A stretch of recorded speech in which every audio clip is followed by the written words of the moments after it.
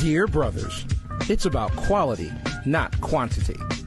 So guys, it should be your conversation where you flow your presence enough for a woman to want to be around you, not how much money you spend.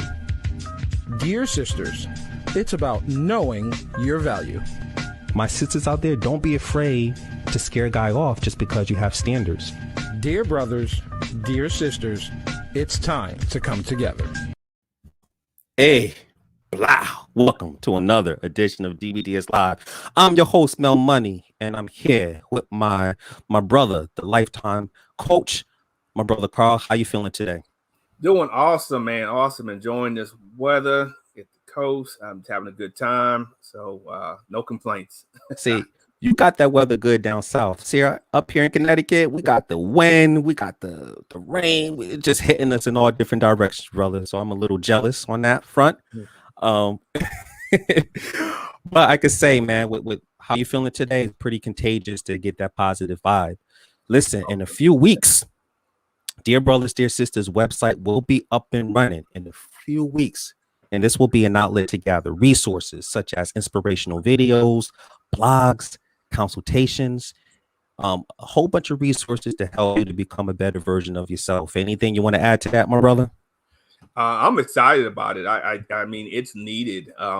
There's so many different things out there today, but it just doesn't match the energy of building a healthy relationship. There's a lot of stuff out there that talks about different stuff and different flavors, and to be able to point people in direction to heal, focus, our word tonight, accountability and things like that, man, and help them get to a place where they can, if they're in a relationship, get it healthy. If they're not, and they're looking to date, man, just to have a wonderful, healthy relationship again, man, because everybody deserves love, man. I don't care what anybody says. They're happy being single. I don't believe it. Everybody deserves love. Absolutely, man. The right way. I agree, brother. I truly believe that we weren't created to be placed on this earth to be single for the rest of our lives, to go into a skilled nursing facility home and stay there to our dying days. I truly believe that we were put here to be together. That's my philosophy. And one thing that's good about this site, listen, it's going to help our brothers and sisters to, if you're open-minded, to, attract an honorable man or an honorable woman, because one thing we need more of is Black love. That's what we need, man. We need more of that Black, juicy love, and so despite what society tells our people out there, whether you're too independent that you don't need a man, or whether you prefer to have a rotating bench of women for the rest of your life instead of having someone to build a legacy with, listen, I believe what we're bringing to the table is to break these generational curses and create generational blessings. That's what DBDS is all about. But in order for that to occur, we have to work on ourselves, right? We have to do better. And with that being said, today's show is titled Accountability is Growth. What you think of this topic, Carl? It is a favorite of mine. So I'm looking forward to diving in. That word is big. It was big for me, man, coming out of my marriage of 20 years. It was I had to look at myself first so I can do the things I need to do to heal and be able to forgive at that point in time. But we see it all the time. People don't want to take accountability. It's easy to just deflect, and blame somebody else. All men or all women. Those are people who don't want to take accountability. Absolutely. And listen, if anyone feels a certain way watching the show today, listen, then that means you have some changing to do. Because if you're the type of person who's always shifting the blame to everyone else, then you will continue to make poor decisions, especially related to relationships. So before we pivot to our show, listen, I just want to give a special shout out to my DBDS sisters, Nicole, Gianni, Jess, AP, as well as my DBDS brothers. Thank you so much, Carl, my brother. Thank you, brother. A special shout out to my brother Mo and Sean Supreme and everyone else who contributes to DBDS. We greatly appreciate you. And please follow us on our podcast, Dear Brothers, Dear Sisters, Listen Up, which is available on Spotify, iHeartRadio, and Amazon Music, just to name a few. So with that being said, you ready, Carl, to bring our guests into the studio? Let's bring them on. Boom. That's what I'm talking about. So the first guest coming into the DBDS Live studio is our sister Kesha. Welcome to DBDS Live. Hello, everyone. I'm Kesha from Atlanta, Georgia. Hey, Kesha. Hello, How y'all Keisha. doing? I'm glad to be with you guys. Absolutely. The honor is ours. Just tell the viewers a little bit about yourself, where you're from, and why you're on the show today. Tonight is really special. I think accountability is a really good topic, a great topic to hit on for men and women. Like I said, I'm Kesha Hardnett from Atlanta, Georgia, 40 years old. I was born and raised in Atlanta. I am a Grady baby. That's what we say. I'm a Grady baby. I'm from Summerhill, which is Hill Street. I've been in healthcare for over 20 years now. So I get a little bit of information from all types of people in relationships and all cultures. I get a little bit of feedback from everyone as it relates to, how they manage their relationships and accountability. But like Tramel said, we will most definitely touch Black love, because that's I don't want to say that's our main focus, but it is. So that's pretty much me. All right. Well, thank you for coming on to the show. We greatly appreciate you. And next, coming into the DBDS Live studio, she's an entrepreneur. She's a singer, by the way, very talented sister. Welcome, Nadiyah, to DBDS Live. Hi. Hello, everyone. How are you? We're doing great. I would say hit a note for us, but tell the people a little bit about yourself, where you're from, and why you're on the show today. Well, I am from Hartford, Connecticut. I am, like he said, I'm an entrepreneur. I'm a business owner. I own my own business. It is Capital East Travel and Tax. I specialize in financial services for small businesses, tax, bookkeeping, all that good stuff, filings for your business. And I'm also a certified travel agent. So I like to travel, meet new people, learn new things from all different types of people around the world.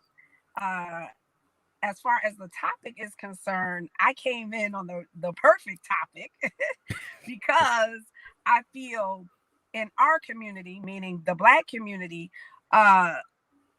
accountability, I think, has been swept up under the rug, because I think as melanated people, we've had the option to blame for a long period of time. So I think right now, this is the time where we need accountability to heal ourselves. Very, very well said. And listen, she's already dropping nuggets. We haven't started the show yet. But listen. So I'm just going to go ahead and elaborate on this topic. I feel like we are all 100% responsible for the choices we make in our lives. And sometimes when we shift blame, we use all kinds of excuses and reasons why, we may end up or stay in a bad or toxic relationship, or we may miss out on a good potential brother or sister because we haven't self-reflecting healed from our previous relationship. This is all related to accountability.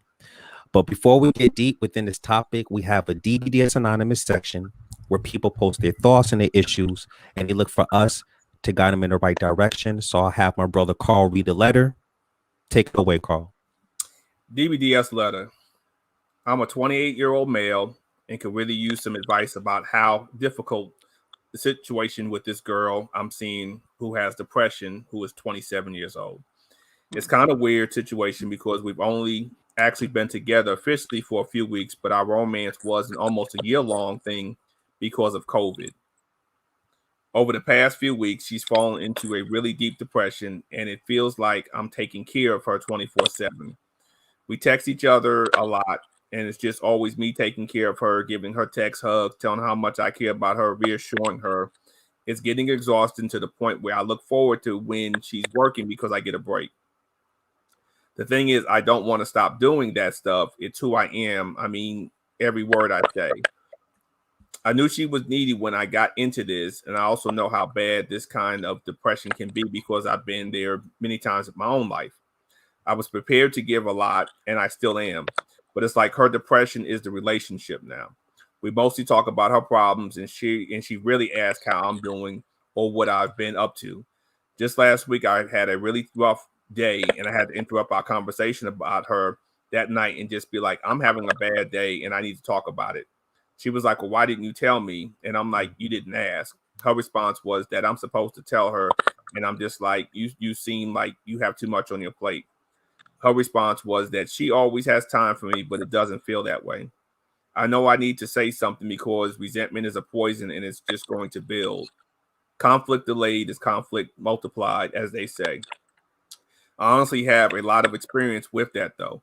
In the past, I've always been too afraid of the other person leaving to say anything when issues come up. I'm far enough along in my own recovery to not feel that way, but I need some advice on how to be assertive but still kind, sensitive to what she's going through when I talk to her.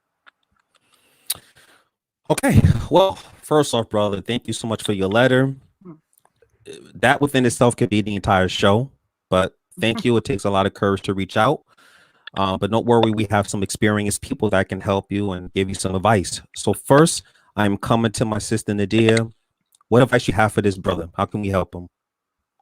Well, I think in this particular instance that if he's recovering from depression, that it might not be a good idea to deal with someone who is, still battling with it, because he has a greater chance of falling back into that particular cycle. Not saying that he shouldn't deal with her totally, but in a relationship setting, that may not be the best thing for him, being that he's still in recovery, as far as for what the letter says.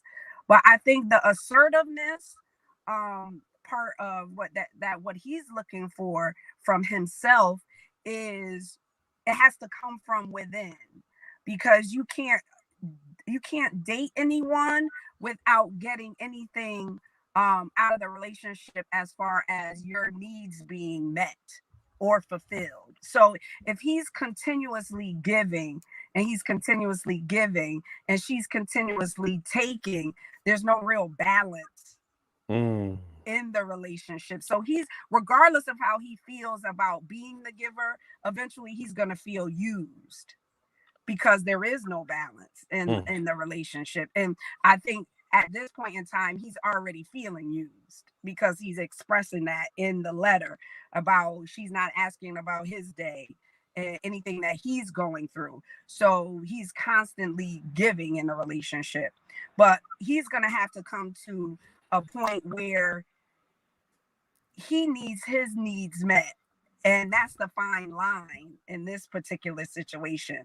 Will they ever be met if this is something that she's going to continuously be dealing with? So I think that's something he has to think about. And the assertiveness just comes from loving yourself enough to say, okay, if you leave, I'll still be okay. Very well said. Great advice. Great advice, by the way. I'm coming to my sister Kesha. How can we help this young man, this young brother that's reaching out to us? Hey, I first of all, I applaud him for coming. You have a lot of people that hold their feelings in, particularly men. They usually do not speak up. So I'm actually happy that he actually spoke up. This young lady that he's dealing with actually need some help outside of him. I'll always throw in counseling. As Black people, we just do not believe in counseling. A lot of us do not believe in counseling. She actually need help outside of him.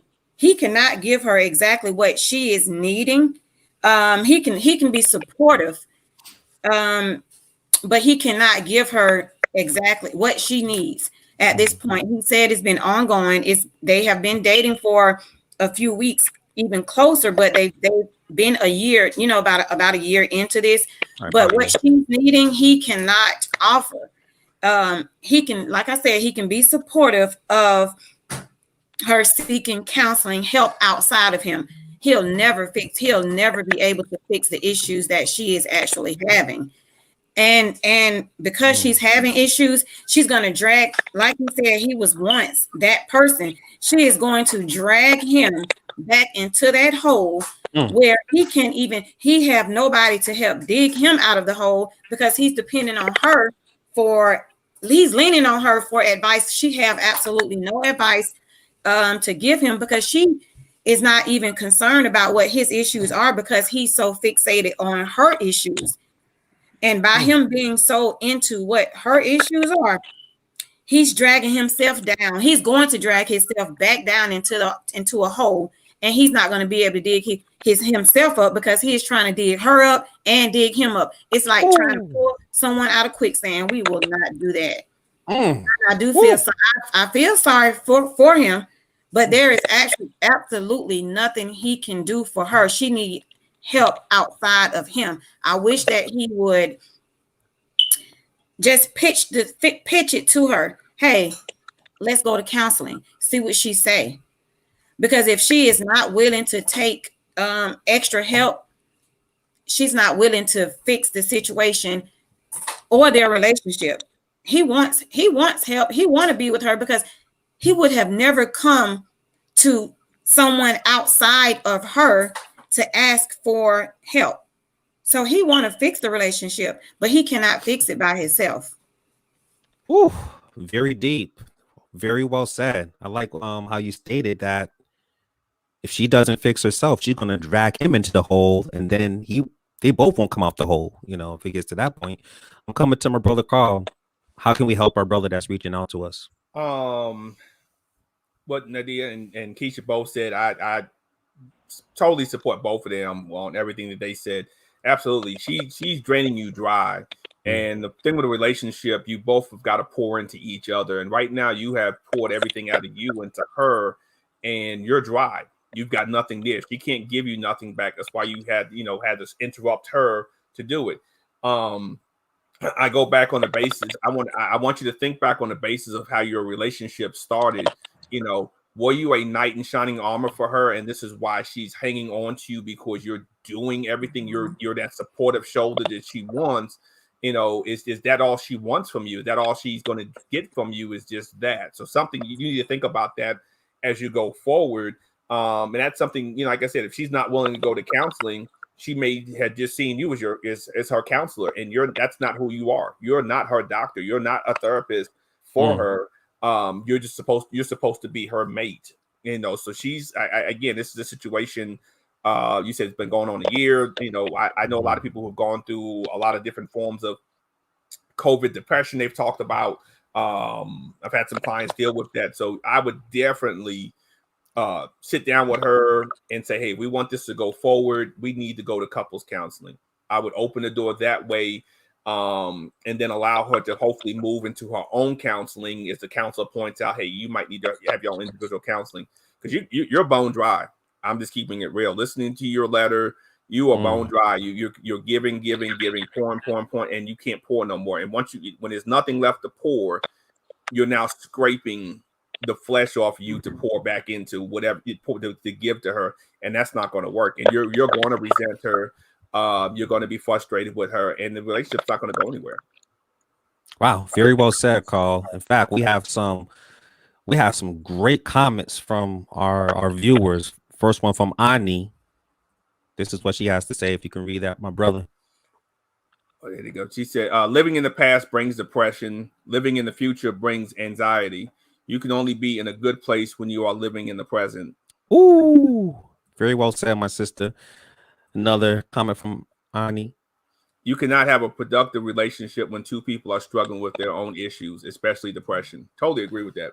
Yes. Man. Ooh, okay. And this one is from our sister Teresa Harris. She said the gospel of accountability. Amen. The gospel. Amen. Amen. So my thoughts is, listen, you can't bring medicine to people who prefer to be sick. And from my perspective, brother, as Carl stated, you're her boyfriend, you're her man, you're not her therapist. And we need to stop trying to feel like rescue people who can't rescue themselves. Now, no one is telling you to stop reassuring how much you care about her. But if you truly want to be there for her, then as Nadiyah and as Kesha and everyone else stated, then you can suggest for her to seek counseling and be there for her as a friend. Because the more you give, and if she doesn't take action within herself, then she'll continue to behave in this manner. And yes, she will drain you emotionally, spiritually, as well as mentally. And the reality is, over time, yes, you will begin to resent her. Because I truly believe that the basic fundamentals of all great relationships is that both people have to go there to give. And if one is lacking to the point that they don't want to rescue themselves, then they will become a liability and not an investment in your relationship. And with this mindset, if you change this mindset, then she will become more of a burden, if you don't change your mindset, instead of the partner that will keep the relationship balanced. So once again, thank you so much for your letter. Hopefully this will help you along your journey. And we're going to go ahead and just keep the relationship flowing. Well, besides keeping the relationship flowing, keeping the show flowing. That's what I meant to say. Okay. So now on to our show today. Today we're talking about accountability is growth. And the first subtopic that we're going to hit that is very important to growth is self-reflection is the key. Man, I tell you that if you don't self-reflect and heal, you're going to keep on going into these pitfalls, just like my brother in the letter. So let me go ahead and size this up here. So my thing is that I believe it's important to be, I'll use the word grounded brother or sister related to relationships to prevent one from blaming the other for problems or situations on a consistent basis. And I think this pretty much boils down to review the relationship and the role you played in it. And not just your previous one, but all of your relationships, and take full responsibility on some of the choices you made in order to learn from them. All right. So I'm coming to my sister Kesha. What are your thoughts on this particular topic?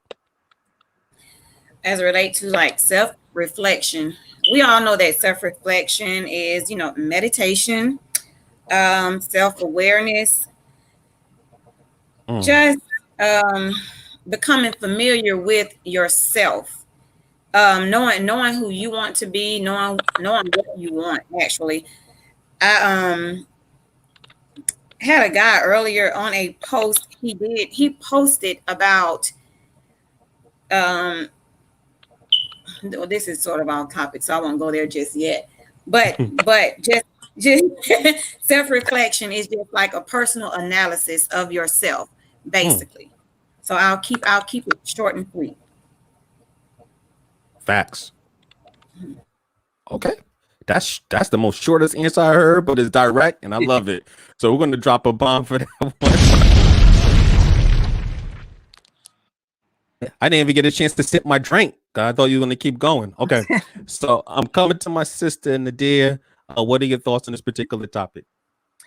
Well, I personally think self-reflection is one of the main key points into sustaining a relationship, because if you don't know exactly who you are, or just being confident in what your beliefs are, your goals are, your aspirations, what you dislike, what you like, how can you sustain a relationship with someone else when you're trying to get to know yourself and get to know someone else? It's a little bit harder to do those types of things without having the first piece of the puzzle solved, and that's you. You know what I mean? So I think self-reflection is key in being able to convey certain things to your partner about yourself.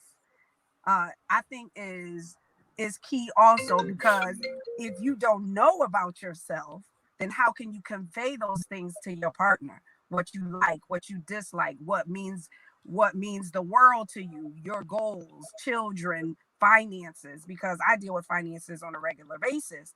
And the financial realm in relationships, as you know, can be besides infidelity, the number one key to downfall in a relationship. So self-reflection about where you want to go financially is something that you have to be able to convey to your partner, but you have to know about it and what you believe is right and wrong yourself first. So I think that is one of the major keys of being able to sustain a relationship, self-reflection, because without the self-reflection, like Brother Carl said, you're just gonna keep deflecting, you know, blaming someone else or a certain group for the downfalls that you're going through. So I think self-reflection is a real big positive in a relationship. Okay.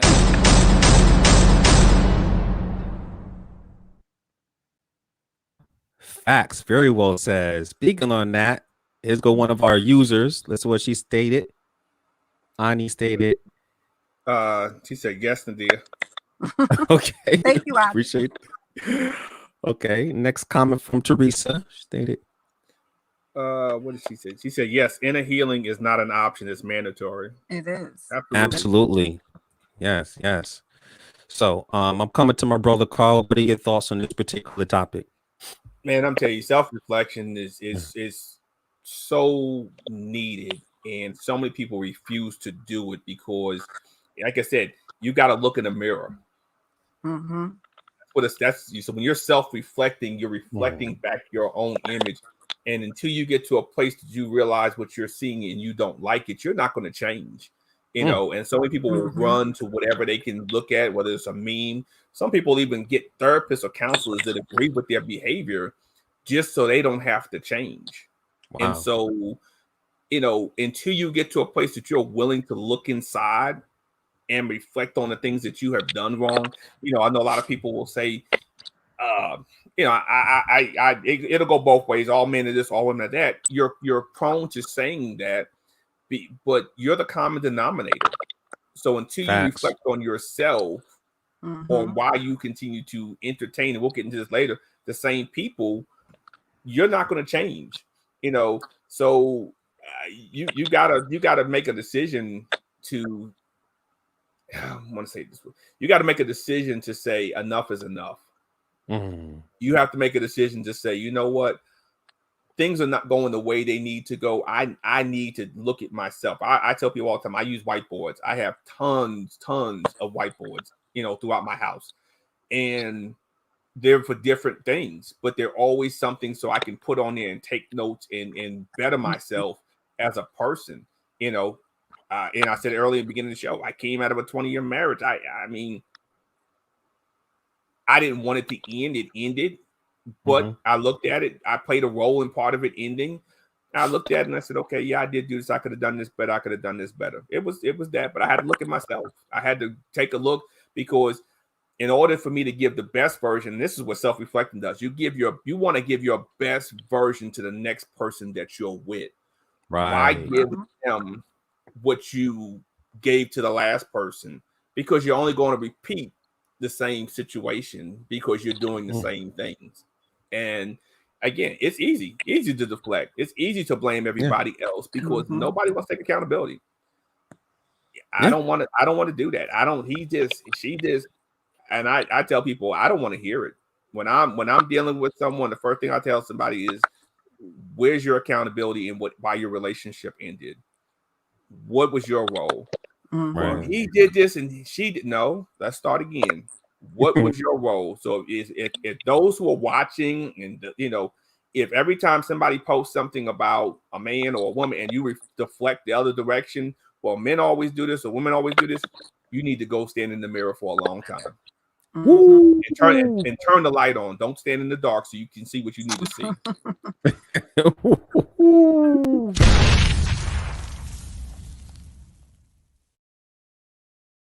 That's facts, man. I mean, very well said, Carl. Speaking of that, we have some amazing comments. First from our sister, Mimi Turner.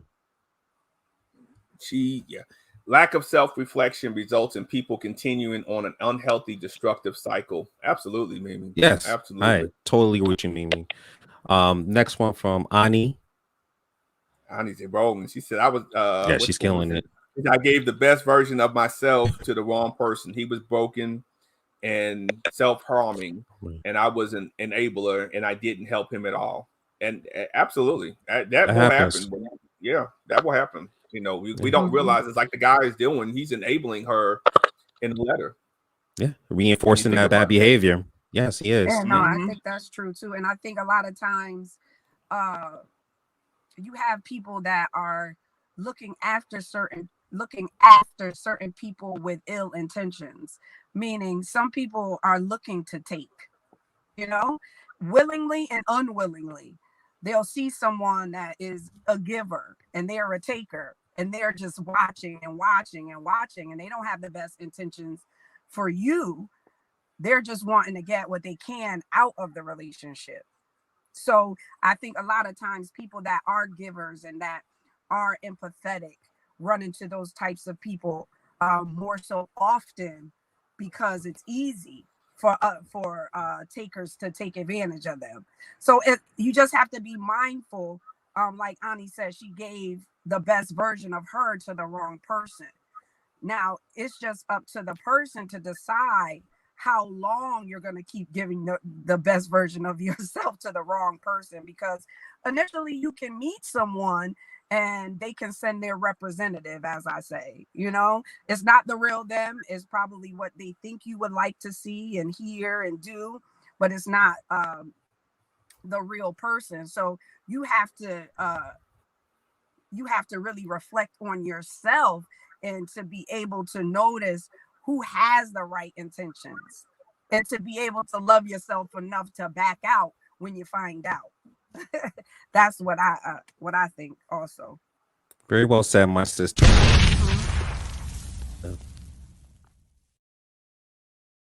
And we have a couple of other comments before I get my 2 cents. Let's go another one from Teresa Harris. She said, "Tell me about you, not them." Amen. Yep. Yeah, absolutely.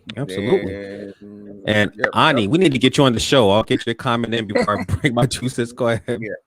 He said, "My ex preyed on me, and he was a single dad with 2 kids. I gave and paid so many bills and got him out of so many holes for 6 years." Yeah. It's what you allow. I hear you, my sister. So I'm going to go ahead and state that, listen, if you can't realize the roles, if we can't realize the roles we play in our relationships, then we will continue to make poor choices. And too many of us are looking for serious relationships, do not pre-qualify the most important role that a person will fulfill in our life. And I understand, listen, I understand that people do change, but that's not an excuse to allow people to overstep their boundaries when those patterns begin to happen. Because technically that means you change if you allow it to happen while you're in that relationship. And that's when you have to communicate and express your concern within the matter itself. However, many people default to the excuse that, they change, and they remain in those dysfunctional relationships, whether it's a spiritual cop-out, they use religion as an excuse to remain in those bad relationships, or whether they say that, but I love him, I love her. Listen, love is not an excuse to be with someone to mistreat you. And this is why we have to acknowledge when we make poor decisions or we refuse to see red flags or stay in relationships that's long past the point of no change. But if we have this mindset to self-reflect and heal, then this will put us in a better position to get the relationship we desire. All right. So before we go to a commercial break, and I'm going to come up with one more comment here from my sister, Ani. I allowed the worst. I felt bad for him, and he took advantage of it to the fullest. I'm now 2 years free and single. Congratulations, Ani. Congratulations. So we're going to hit a commercial break. We are talking about accountability is growth. This is DBDS Live. Sit tight.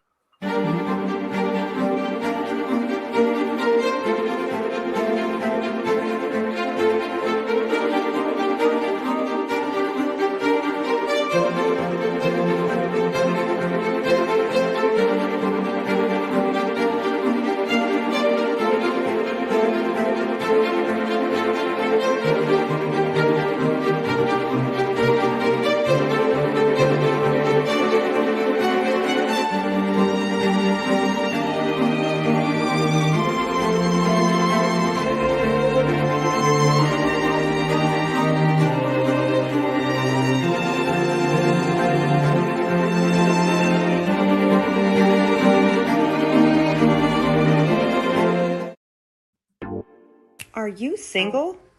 Do you know about DBDSsingles.com? Are you ready to meet a quality man or classy woman? The DBDS brothers want you to know that love and loyalty still exists. So if you're ready to meet relationship-ready people, sign up today at dbdssingles.com. Let's make love and loyalty dope again. Voila. Welcome back to the DBDS Live Studio. I'm here with my sister Nadiyah, my sister Kesha, my brother, my DBDS partner, Carl. And listen, we've been talking about title Accountability is Growth. And before we get the show flowing and growing, I have a few shout outs. So shout out to my sister, Real Pretty De Niro, my sister Kesha, the Melanie Queen. Love that name. Jess Marie, Daisha, we need to get you back on the show, my sister. Charity, Stacy Bird, my beautiful wife April. She is watching the show. Love you, love you. Teresa, of course. Ani, we need to get you on the show because you're dropping a lot of great nuggets. Felicia Harris and a host of others. Tamika Green, thank you for tuning in. She came in the studio. So I'm going to go ahead and keep this show rolling and flowing. The next subtopic that we're going to touch on is when you take accountability, you realize everyone is not like your ex. Man, this is pretty deep. So I'm kind of curious where the panelists come with this one. So let me size this up here. So my thing is that a wise person once said that a bitter man or bitter woman, you know, all men or women are the same. That's what the wise person said to not say. But in actuality, when you stop choosing the wrong people, then that's when the growth will continue to grow. And this is why true, real growth is when your ex isn't your type anymore. And once you have that realization, this will expand your dating pool for the right person to come into your life. So I'm coming to my sister Nadiyah. What are your thoughts on this particular topic? I think, as far as continuously dating the same type of person, that comes with figuring out what you need out of a relationship and what you want out of a relationship and what is attracting you to these particular people that where it's not working out, because I know for a lot of times women and men, we have a type of person we like to look at, a type of person that feeds some of the things that we feel that we're missing, because you look for balance in a relationship. But in many instances, once you've healed yourself and now you see what you really want out of a relationship and your goals, it is possible to retrain your brain of what is attractive to you. You know what I mean? Because a lot of times when you're in a negative space and you're dealing with someone, you're going to look at the negatives about them. You know what I mean? So when you're in a positive space, you're more likely to look at the positives that people are bringing to the table and focusing on those things over the negative. So it just really depends on the space that you're in. And it's really a good time to look for someone when you're in a positive space, when you've healed over certain issues that have been plaguing you relationship wise over years, and just being confident in yourself, because even once you meet that person, you still want to give them the best version of you. And and keep your individuality, as far as still being happy, still exercising, still eating the right things, still reading the books that you like, and going to places with your friends. You still want to keep your individuality when you meet someone. And I think as far as the ex is concerned, it's the past. And so if you were dealing with the past, that person should still be in the past because you're new. Like I think when you grow, you should have people that your old people that in your life should want to, they're going to have to relearn you, re-meet you, re-know you, because you've changed so much. So I think just change and not being afraid of change and being comfortable in growth and getting uncomfortable to grow is a part of, maturing and meeting new people. Woo. Woo. Mic drop. Listen, Nadiyah, you know when this all started? This started when sisters start choosing Jodeci over Boys to Men. That's when this all started, man. I saw that. That was from Carl. That was a page taken from Carl. So I'm coming to my sister. Coming to my sister Kesha. What are your thoughts on this topic?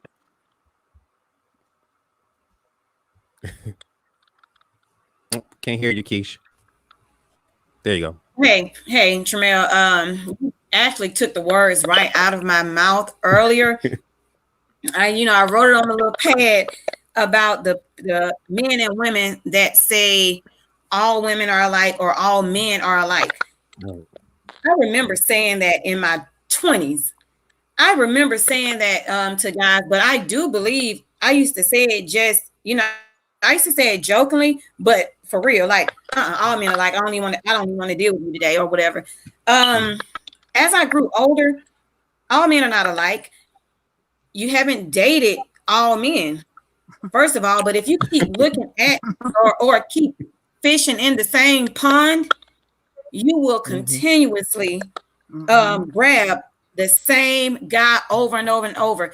They look the same guy, but they are different. They just look different. They coming at you with a different face, but they are the same guy. If you are attracting the same person, you need to step outside of your box.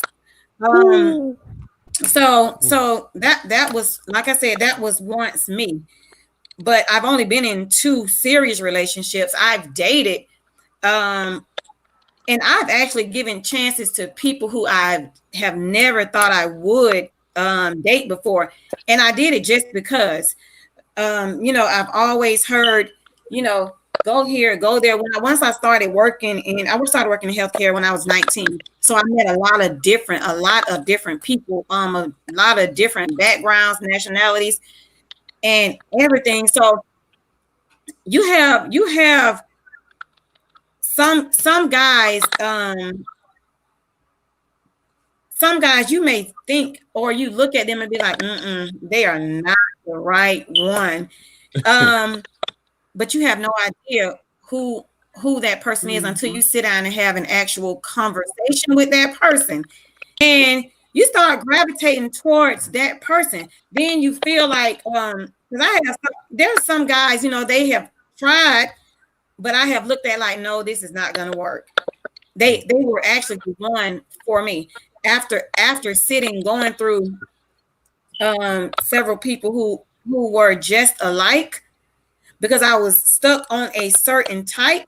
And I'm not saying that you can't have a type. You can definitely have your type.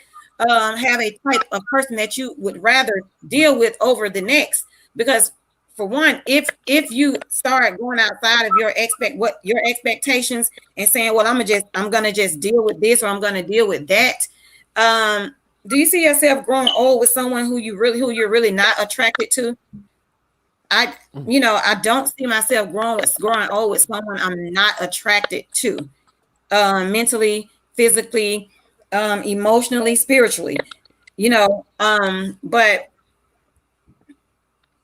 no, like I said, I was that type that used to say all men are alike, but I haven't dated all men, so I do not know that to be true. It wasn't until I turned like 35 till I met someone who is much different than who I'm used to. So guess what? I stuck with that person. So that's about it for me. Okay.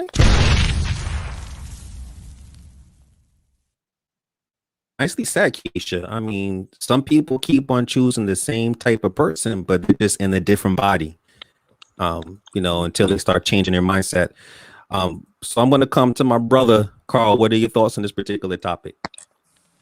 When you start realizing, talking about realizing everybody's not your ex, you have to realize who your ex was, so you don't go that direction again. There are pros and cons from every relationship. We take an L, which is a lesson. So you actually need to understand the pros and cons of your ex, and the things that that you did not like would help in the relationship. What your ex is, you need to put those on things to become boundaries, and your standards. you will not accept somebody like that, because those cons of what helps destroy your relationship. One of the things we have to realize too is just because somebody does something or like your former ex may have, and I'm not talking disrespectful ways, I'm talking they just may do something, you're like, oh God, he opens the door the same way my ex did. They're not your ex. And see, if you're in a relationship and you have to deal with your ex or talk about your ex all the time, it's one thing. You get out the table, get it done, boom, you're done. I mean, if you're on a platform dealing with things, your past experiences of what you deal with, and those things come up. But if you're constantly dating, and you're constantly blaming your ex, you still haven't taken accountability. You're still blaming them for everything, and nobody wants to sit there and hear you blame your man or blame your woman, everything that went on. Nobody wants. They're going to move on. I know I am. I'm going to check, please. I'm out. It's just that real. Yeah. So that's the one thing I think a lot of people need to realize, that you're going to continue to go down this pathway of comparing everybody or looking for your ex, and a lot of times that happens because you didn't take accountability. And in some people, you're not over your ex. And it may not be we see some people say, well, you're not over your ex. It's not because you still want your ex back. You may not have forgiven your ex. Forgiveness goes with part of accountability. Mm-hmm. When you can take accountability for some things you did, and then you forgiving yourself even for allowing some things that may go on in a relationship. When you get there, then you're not even worried about your ex. You're not even looking for somebody that looks like your ex. Yes, we all have standard, we all have things that we're attracted to and what we're looking for. That's fine and wonderful, but it doesn't put you in a situation that everybody's got to look like your ex. If you look back and say, man, my last 5 relationships, everybody looked like my ex-boyfriend, or everybody look like my ex-girlfriend, you need to it's a mirror check time. You need to have an accountability, because you're dating, like he said, you're dating the same person, just in a different body.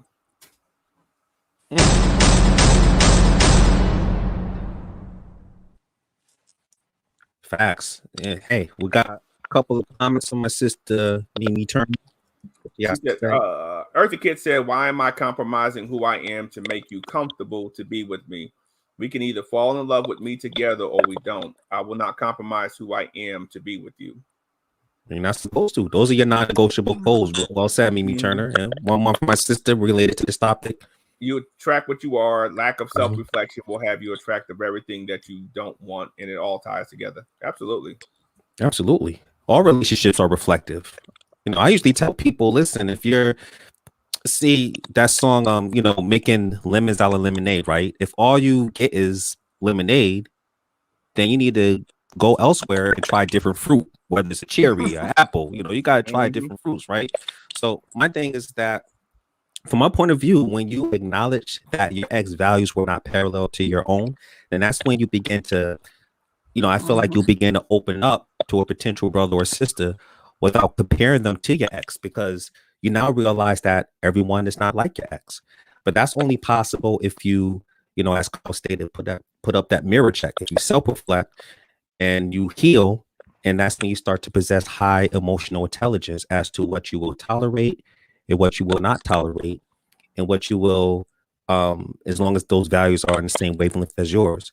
And with this way of thinking, you're not holding on to fears from the past, or you have your walls up so high that it's blocking your blessings, but you have your wall low enough just to see if that person's unique character, and also to see if there's some sort of possibility, if there's a chemistry factor involved, or if there's some sort of compatibility between you two. Okay. So with that being said, we're not going to take a commercial break. We're going to keep on flowing, because we're going to hit up one more topic, because this is so great. The next topic and the last topic that we're going to hit on is, and actually put the picture up here. You can't control who you're attracted to, but you can't control who you entertain. Woo. I mean, my sister Nadiyah and Kesha, they hit on this earlier today. So let me go ahead and break this down. So my thing is that, from my perspective, listen, attraction is not a choice, but you do have the capability to decide who you want to be with. It's your selection. This is why I feel like emotions should never override your logic. To pre-qualify someone, if they don't meet your standards or their values are not the same as yours. All right. So I'm coming to my sister Kesha. What are your thoughts on this particular topic?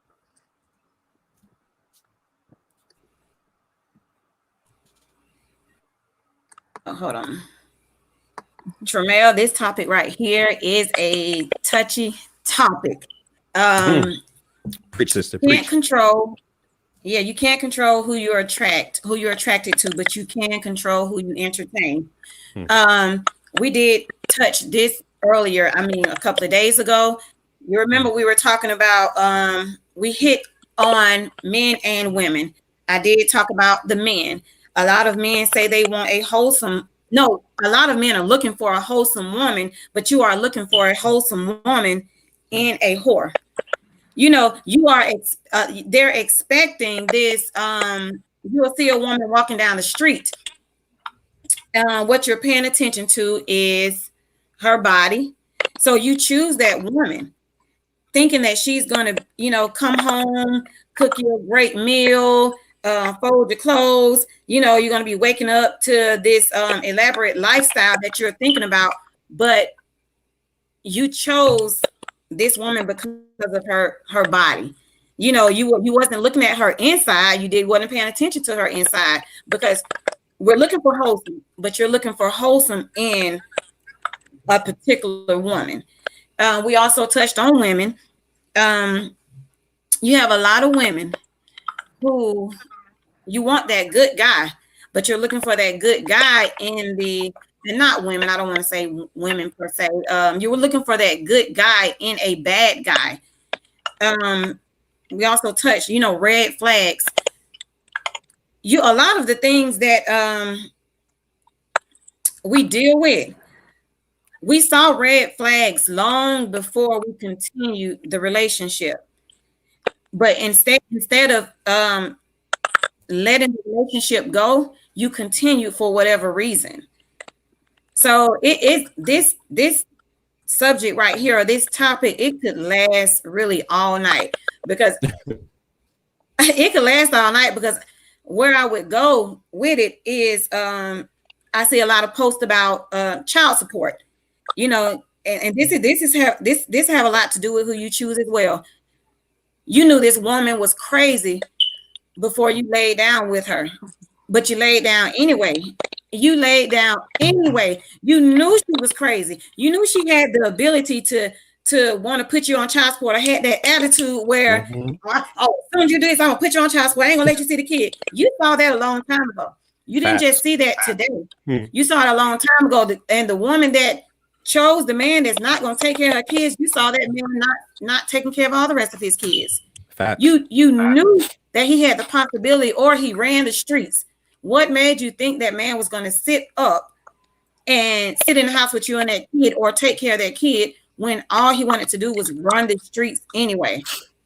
So we see all of the red flags in multiple situations, but we still choose to deal with it. I see a lot of people posting about relationships and exes when we chose those people.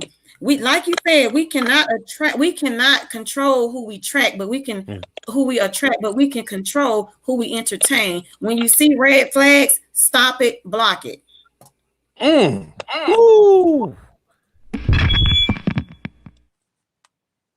Listen, sister, if you take heat for that, hey, the DBDS battleship is right there to protect you. Very well said, much needed to be said. I'm coming to my sister Nadiyah. What are your thoughts on this particular topic? Well, I think a lot of times, I'm only speaking for me and maybe other women, that a lot of times our first meeting with any type of a man is normally with your father, you know? So a lot of times that leads to what, as a woman, you're attracted to. Now, some of us have never seen our father. Some of them, our father's been living with us in the house. Some of them, our father's been in and out.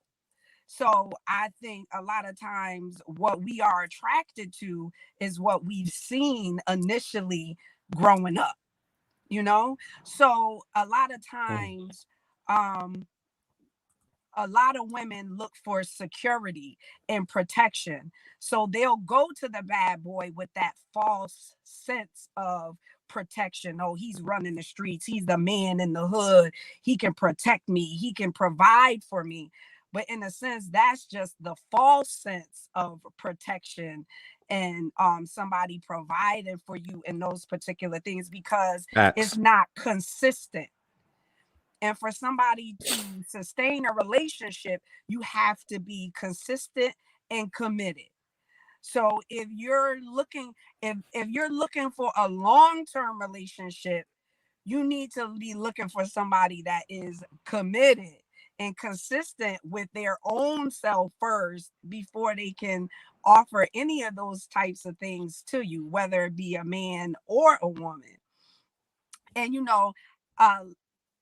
and people don't realize that you can control who you are attracted to, because as you grow, things change, right? When you were 16, you were attracted to a certain type of person. When you were in your 20s, when you're 30s, as you grow, your attraction changes. So, but it doesn't take years, for you to be able to change what you're attracted to. Now, a lot of us get in trouble because we attract the wrong type of person and entertain the wrong type of person because we're using them as that person that we say the meantime. I'm going to deal with them in the meantime until I find somebody I really want to, lay down with, or really want to spend my time with, or who I'm looking at as a potential mate, husband, or wife. And that's the beginning of the downfall, because we don't have that patience to either self-reflect and heal first and wait for the person that will complement you and what you're trying to do and accomplish in life. So that interim that we're settling really deters you from your goals. So not only who you entertain, but what you entertain, what you consume, what you look at constantly, what you eat, what you read is a direct reflection of what you're going to attract and entertain. So you got to be, and I know when I was growing up, my mother always, and my parents used to tell me, oh, I don't want you hanging with her, or I don't want you hanging with him. And, when you're younger, you don't realize exactly what that means. But they knew, they've experienced life. So they know birds of a feather flock together, as they say, So once you keep continuously entertaining a certain type of person, you take on their mindset. So what you entertain and who you bring around you, your children, everything is very important. And to change what you're attracted to, that comes with maturity and figuring out what you want as a person and what you want out of a relationship. Okay. I never had two mic drops in a row. That's the first. I'm coming to my brother Carl. Whew. Oh man, this is such a juicy topic. What are your thoughts on this, brother? I agree with both the ladies and what they've said. It's really not much more in there. It just is people we have to. It goes back to accountability of taking responsibility. People you decide to entertain. If you keep gravitating to clowns, you're going to have a circus. It's just that simple. You can't get mad and be like, I don't know why this person is just like this. Kesha was hitting on it earlier. If you fish from the same pond, if you're looking for salmon and you go to one pond and all they got in there is grouper or catfish, you're not going to find your salmon in there. You got to go to another pond that's got the salmon in there to go catch it. You can't stay in the same place. You go into a car dealership and you want a Honda, but all you see is Toyotas, and you trying to figure out why I don't see no Honda. You want a Toyota dealership. You in the wrong place. And so many, we got to change our arena of who we're looking to who we're looking to entertain. And again, that goes back to taking accountability, deciding not to deal with the same type of people anymore, putting real boundaries, real standards in place, real, goals in place. Even on top of that, having those tough conversations. I mean, because everything that looks glitz and glam on the outside doesn't mean it's great on the inside. So just because you're attracted to somebody, and attraction is the first thing. I think we all, anybody that says, well, attraction doesn't matter is lying. I don't, I'll say it on the show. Right. I don't care. You lying. True. Because that's the first thing that gets us to even approach somebody is, he's kind of good looking. Hey, she kind of right. And that's what starts it. From there, the character, the person's, their background, their integrity, all those things is what builds that person to make them even look look even more beautiful than who they are, or it may make them look ugly. Just depending. When they open their mouth, it may be like, whoa, man, she was a 10 till she opened her mouth. That brother was definitely 9.5, but nah, he's a 5 now. Once they open their mouth, they may open. And again, when you start understanding who you are, as Nadiyah said, sometimes you start getting attracted to certain things. You might talk to a 6, and she opens her mouth, or he opens his mouth, and they bump up to a 10 because you're like, whoa, they were just kind of cute. But now this, because of what's coming up out of them and what their core is, and it matches your energy and your chemistry. So, we got to take that responsibility. If all I hear the women say, "Oh, I want 6 feet, 6-pack, 6 figures." As my homeboy Ken said, that's 666. You really want that? I mean, I'm just being real about it. I mean, it's just it's not good numbers you want to have, but I mean, being real. But if you're looking for just that and leading with a man's wallet and all these different things superficial, you're going to continue to entertain the same type of men. And if all the men are sitting there saying, BBD said it best, never trust a big butt and a smile. But if you're looking for just a big butt and a smile, you're going to keep getting the same type of women, you're having the same type of issues. Kesha said it, but you're laying down, you knew before you laid down with that woman what she was like. You knew what it was like to be down with that man. And so when do we take responsibility as people and say, I can't entertain somebody like this no more? I'm not going to deal with that type of people, these type of people anymore. Even your friends, how many of y'all got friends that are hanging on to you that you need to cut loose because they don't even hold you accountable? I'm going to end it on this. Every last one, everybody in my circle, we hold each other accountable. And if you ain't willing to hold the other person accountable and say, no, you wrong, this and this, you're not in the circle. You can't be friends with us. We hold each other to a high standard and accountable on everything we do, relationships, business, our kids, whatever. And that's the way we need to be in our own relationships. But why would you want to be with somebody who doesn't want to take accountability? Right. And, it's rough. It's rough out there, but I understand it. But just keep going back to the same thing, you're going to get the same mess. So keep going back to the same fishing hole. You're never going to get that salmon. 3 mic drops right there. 3, by the way. So from my perspective, very well said, Carl. I just believe the quality of your life is in a direct proportion to the type of man or woman who you choose to be your partner. And I truly believe that's based on your self-image, your values, your personal relationship principles. And quite simply, as I stated earlier, relationships are reflective. And this is why you have to do your due diligence to continue to improve yourself, and whether a relationship is good or bad, acknowledge them. So that way, those lessons that you learn from that particular segment in your life can make you a better person for the right person to come into your life. All right. So with that being said, before we take our last commercial break, I'm just going to get in a few comments. First, this comment was towards Kesha. Yeah, she said, Patrice said, agreed, sister. And this one, of course, was towards Nadiyah. Nadiyah, good stuff. All right. Yeah, our sisters are killing it today, man. So we're going to take one last commercial break. When we come back, that's right, our Jerry Springer moment. We're going to find out who the baby daddy is. No, I'm just joking. When we come back and summarize the show, this is DBDS Live. Sit tight.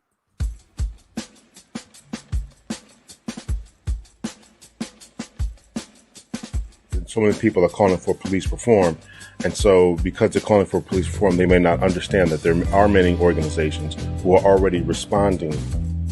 And I feel like you have to really get to know people, see if they share the same core values as you before you get involved with them. I want to ask a question as to how we got to this place right here where mask wearing, where COVID-19, where public health is all politicized. I really want you all to think about this. How do we get to this particular point? It's really a nice balance when femininity and masculinity can mix together and just create this awesome, experience.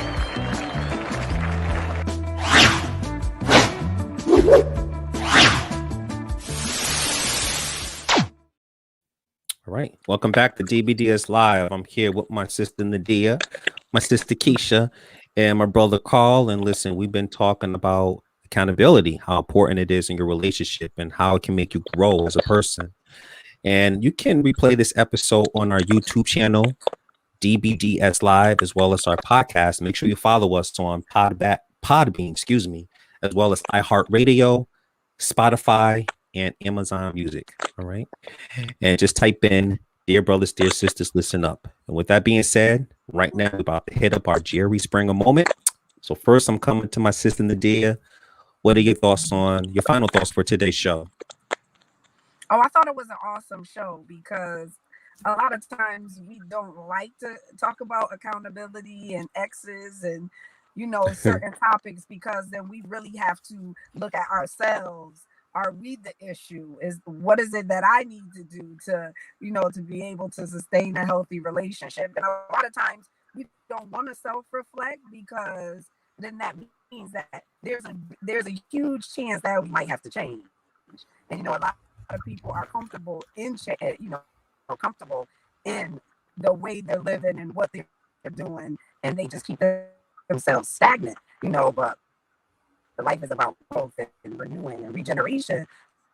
So it's important because eventually you have children and you want to leave a legacy, a positive legacy, and through that, leaving a legacy, there are relationships involved. And I think healthy relationships is the key to having a better community, a better society. So promoting healthy relationships, especially in our community, any way we can, I think is an A+, A1, A for effort, all that good stuff. So I'm glad you have you on the show, Terrell. I appreciate it. And everyone else, Kesha. Okay. Carl. Okay. Thank you. Very well said. And now I'm coming to my sister Kesha. What are your final thoughts for today's show? Terrell, to be honest, I do not see how you're going to talk accountability. I would love to see what your next show is going to be, accountability, because a lot of people do not like taking accountability or being responsible for or like being held responsible for their actions or for certain can you guys hear me? Yes, we can hear you. We can hear you. Kesha, can you hear us? Yeah. Okay. Yes. Because a lot of people do not like to be held accountable and responsible for certain things that are going on in their lives. This topic, it is like I said, it is touchy, and like we said, self-reflecting, meditation, it's self-awareness, getting to know, like Nadiyah said, getting to know yourself, who you are before bringing someone else in. You have a lot, like we did mention, you have a lot of people who jump from relationship to relationship. There's absolutely no way you can jump from one relationship to another and heal at the same time. You cannot heal with someone else. You may heal, but you will not heal properly. You're going to take whatever you had from this relationship to the next, because you absolutely you don't know what your faults are until you self-reflect. Because like Carl said, you can always deflect and say, it was him,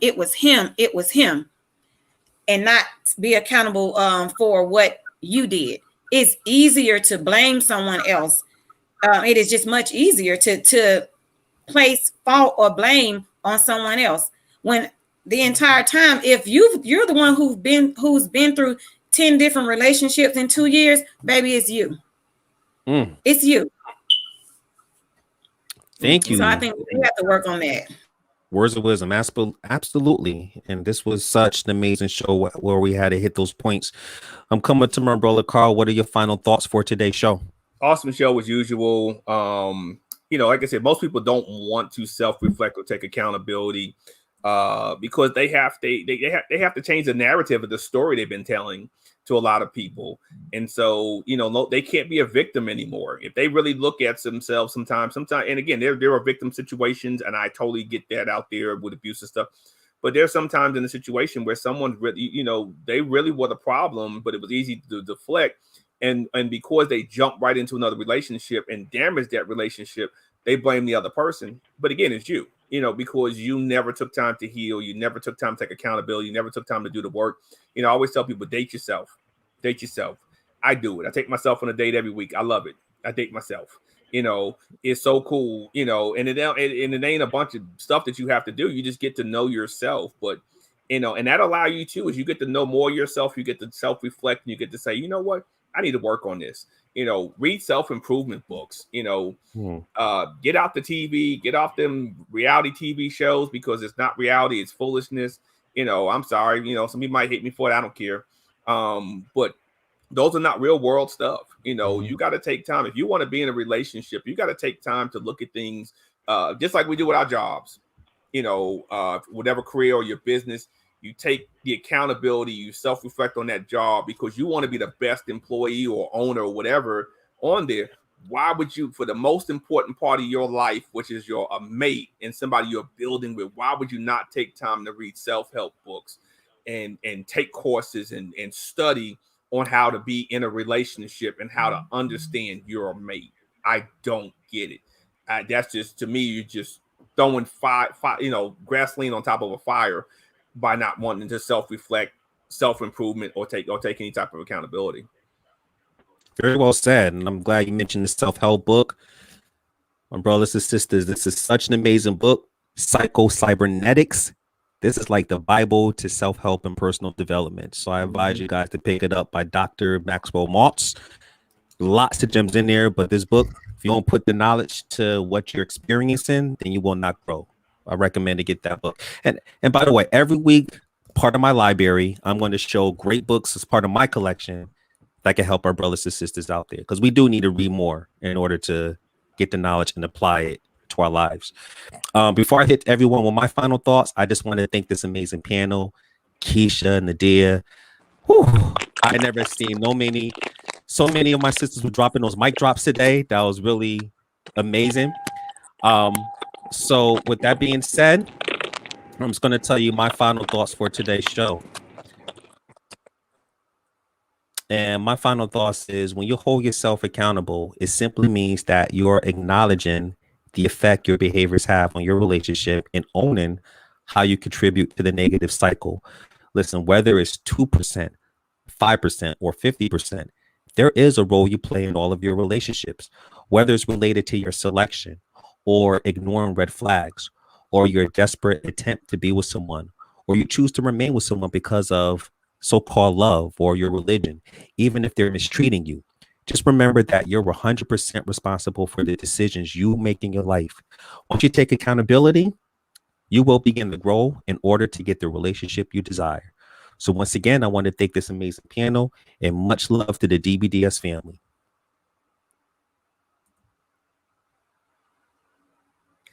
Take it away, Mel.